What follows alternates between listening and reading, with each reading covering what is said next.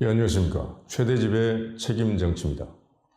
오늘은 제가 이번 주에 저의 자전적 에세이집을 하나 발간을 했습니다. 책의 제목은 나는 최대집입니다.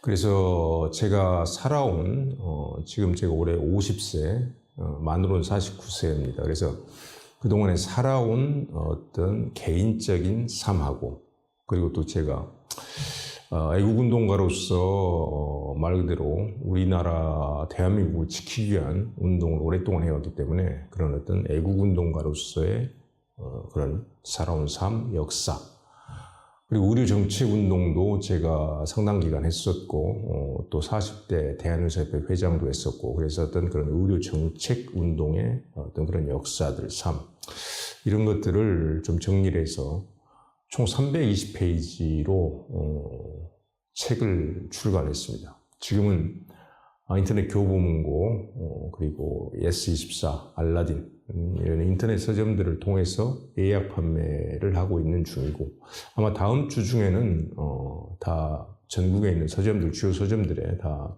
책들이 다 이제 배포가 될 것 같습니다.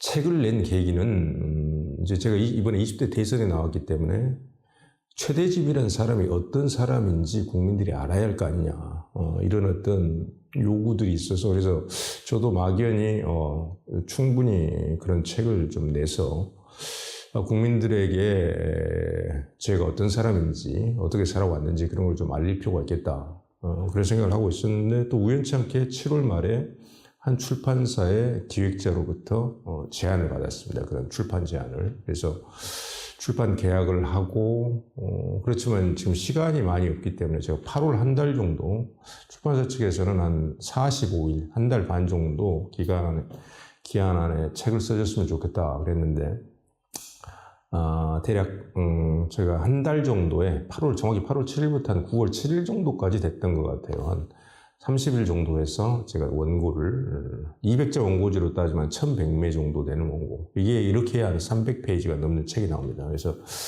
그것을 정말 열심히 썼습니다. 집에서는 지금 제 아들놈이 지금 9살, 초등학교 2학년이라 집사람은 제가 글을 쓰거나 할 때 충분히 제 방에서 조용히 작업할 수 있도록 도와주는데, 아들은 아직 어리기 때문에 갑자기 방에 들어온다든지 이렇게 하면 제가 어떻게 할 수도 없고, 또 가끔씩 놀아줘야 되고 해서 집에서는 그런 글 쓰는 작업을 깊게 할 수가 없어서 광화문에 있는 저기 코리아나 호텔, 거기에 제가 한 15일 정도 말 그대로 집거 생활하면서 거기서 이제 글의 주요한 부분은 다 완성을 했죠. 거기서 이제 나와서 중간에 나와서 좀 산책을 하고 좀 쉬기 위해서 돌아다닐 때 거기에서 예배를 하고 있는 그 교인 여러분들, 또 나라를 사랑하는 마음으로 문재인 정권 비판 시위를 하고 있는 분들, 여러분들을 만나 뵈서 반갑게 인사도 나누고 했었습니다. 이번 책의 목적은 제가 무슨 이거 선거에 이용을 하겠다 이런 것은 사실 그런 목적은 사실 있지 않고, 책 내용 자체도 그렇습니다. 제가 자유개척 청년단이라는 애국단체를 창단을 해서 무슨 생각으로 어떤 활동들을 어떤 각오로 했는가, 이런 것들을 담았습니다. 그리고 의료정책운동, 제가 의료혁신투쟁위원회, 전국의사 총연합, 그리고 대한의사협회 회장까지 대표를 맡으면서 했던 중요한 어떤 사건들, 그런 것들도 쭉 담았고요. 그리고 개인사적으로는 제 어머니는 이제 굉장히 중환자였습니다. 제가 30대 초반에 저를 임신하고 있었을 때, 제가 어머니 뱃속에 있었을 때부터 심장 판막 질환이 아주 상당히 심해서 사실 임신을 유지할 수가 없었는데, 어머니가 고집을 피워서 저를 낳았고, 그래서 그렇게 해서 제가 어머니가 2004년 5월 8일 날 제가 33살 때 돌아가실 때까지 만으로 32년의 기간 동안 그 아픈 어머니와 저는 평생을 같이 한 사람이었습니다. 그래서 그 어머니가 저에게 미친 영향이 아마 제 인생에서 가장 큰 영향을 미친 사람 중에 한 분일 겁니다. 그래서 어머니와 이야기를 담았고 그 이야기는 결국 환자였던 어머니 그리고 저와의 관계 그 질병 고통 뭐 이런 이야기들이 좀 진솔하게 제가 좀 깊이 있게 이렇게 한번 써봤고요. 그리고 제가 이제 청소년, 뭐 중고등학생 때, 대학생 때 공부했던 이야기, 학습했던 이야기들 어떻게 학습을 해야 되는 것인가? 또 수학 학습, 수학 공부는 어떻게 하는 것인가? 책을 읽는 분들이 뭐 학습기에 있는 중고생, 대학생, 또 직장인도 20대, 30대는 많은 새로운 지식들을 계속해서 습득을 해야 된단 말이죠. 그래서 어떻게 해야 제대로 학습 효과를 낼 수 있는가? 그런 어떤 제 학습에 대한 지론들, 공부에 대한 지론들, 그리고 어떤 수학 공부는 이렇게 해야 되는 것이다. 이런 것들을 좀 책을 읽는 분들이 도움이 될 수 있도록 그런 내용들도 좀 담았습니다. 그리고 진료실에서 제가 또 의사로서 진료를 해왔던 사람이기 때문에 그런 이야기도 조금 넣었고, 지금 현재 아내하고 어린 아들놈 그런 얘기도 조금 넣었습니다. 또 제가 왜 대선에 나올 수밖에 없었는가, 나와서 앞으로 내가 어떤 삶을 살아갈 것인가, 그런 데 대한 어떤 앞으로 저는 많은 국민들과 함께 제도권 정치를 하겠다고 이미 선언을 하고 지금 하고 있는 사람이기 때문에 국민과 함께 어떠한 사상과 신념으로 이 나라를 정말 희망 있는 나라, 꿈이 있는 나라, 자유와 번영이 넘치는 나라,